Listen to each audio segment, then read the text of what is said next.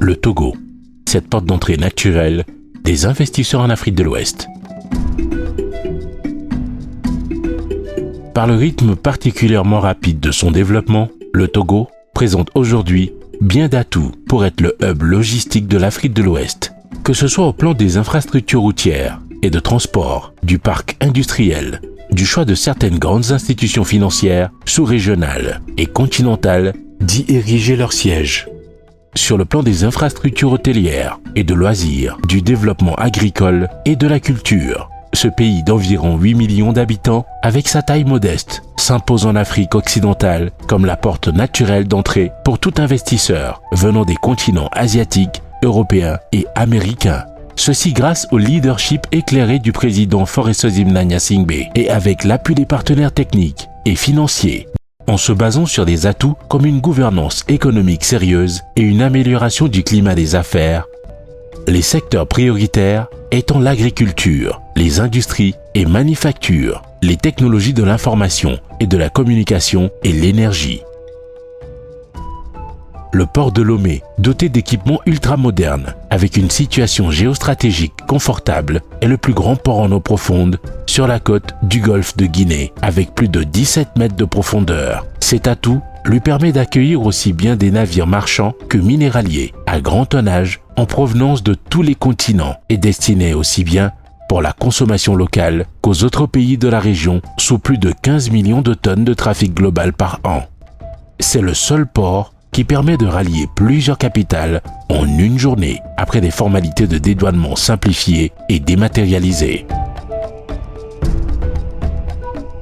Le Togo, ce sont également des infrastructures routières sécurisées. C'est d'abord un linéaire routier renforcé avec le grand contournement de Lomé pour les camions quittant le port. La réhabilitation des infrastructures routières existantes, le tracé de nouvelles routes, la construction d'ouvrages d'art, un ensemble de travaux qui progressivement changent le visage du pays, du nord au sud et de l'est à l'ouest, à la grande satisfaction des usagers autochtones et étrangers. Autre attraction, à la fois routière et touristique, le corridor Est-Ouest, le long de la côte atlantique, complètement rénové et drainant plus de 50% des flux commerciaux sur le corridor Abidjan-Lagos, auquel s'ajoutent les voies de contournement de la faille d'Aledo et la traversée des monts des Fallets.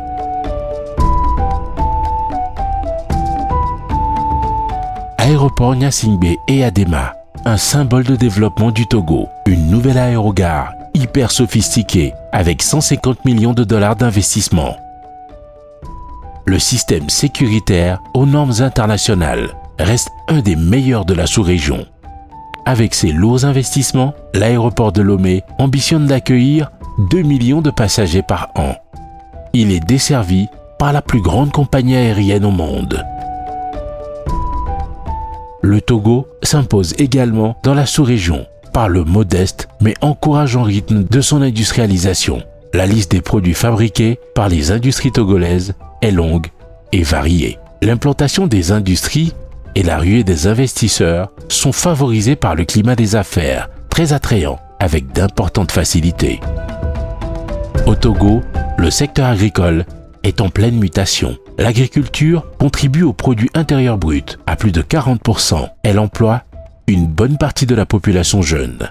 La création des agropoles, la mécanisation agricole et le mécanisme incitatif de financement agricole fondé sur le partage des risques constituent les socles de cette révolution.